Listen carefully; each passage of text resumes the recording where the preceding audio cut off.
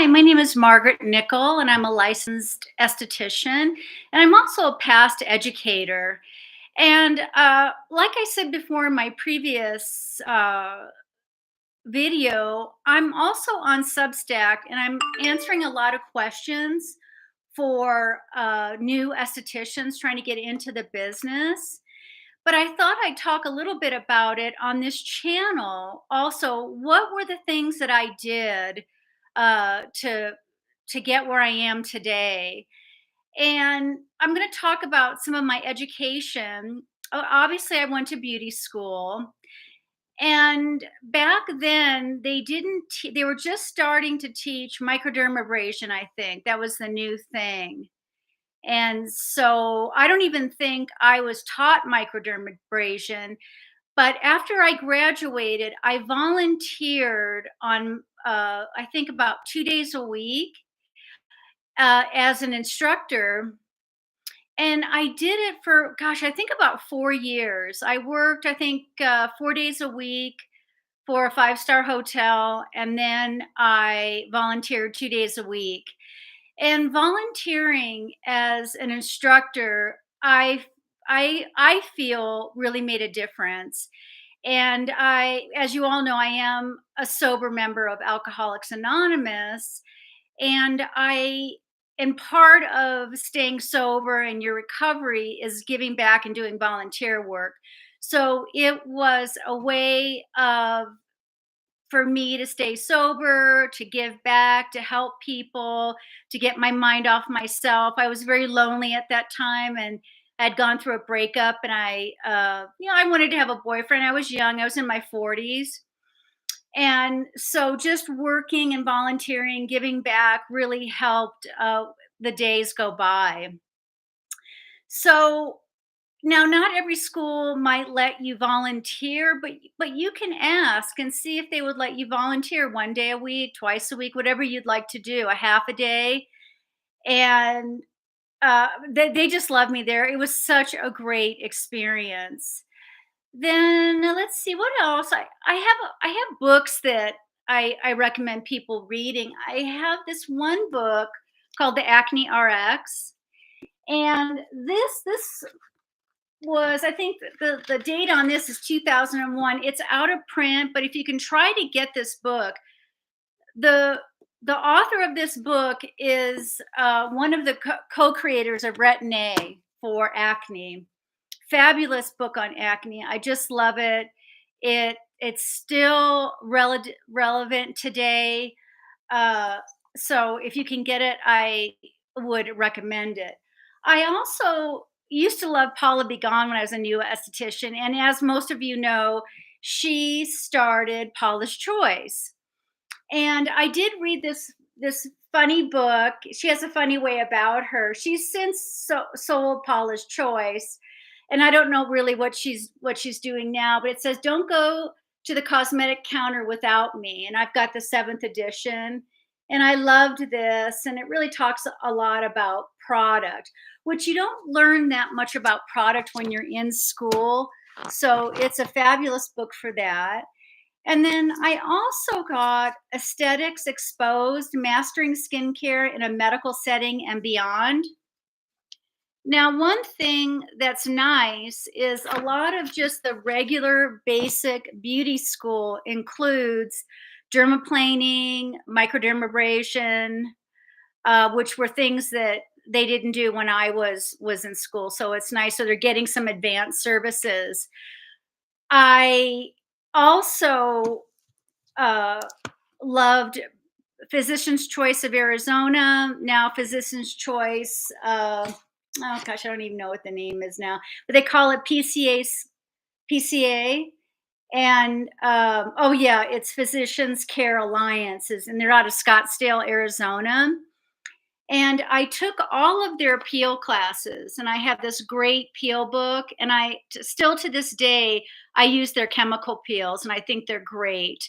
And there's also many other books on chemical peels. I recommend reading them if that's not included in your standard beauty school. And then what I was told years ago by an esthetician that I used to go to for my personal facials before I was an esthetician, she said, "You need to take advanced courses. Most people won't hire you without them." And at the time, I had newly graduated. I went to the International Institute, and they owned Dermalogica. Now, Dermalogica has since been sold to Procter and Gamble, and I don't even know if the International Dermal Institute is still around. If they are, who owns it? I should have looked it up before I started this video, but I went all the way to the top. I had a fairly wealthy I was in a fairly wealthy relationship with a man that I he would pay for all my classes. It was really fantastic. So I really took advantage of that. And one of the reasons why I did go to esthetician school is because I felt that the relationship wasn't going to last.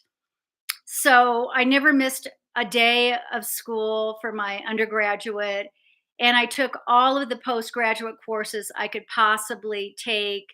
He would pay for them. I wanted to take advantage of the situation so I could take care of myself after the relationship was over with, and I knew. And I think that it was already over with when I graduated, and it was about a year or 6 months that the relationship ended, so I did the right thing.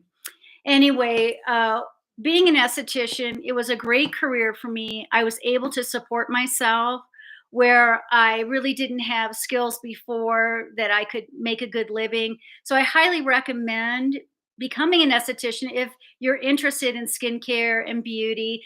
And now there's so many more opportunities. There's eyelash extensions, just so much more things that you can do as an esthetician where it wasn't available back when I was an esthetician. Now I am laser certified.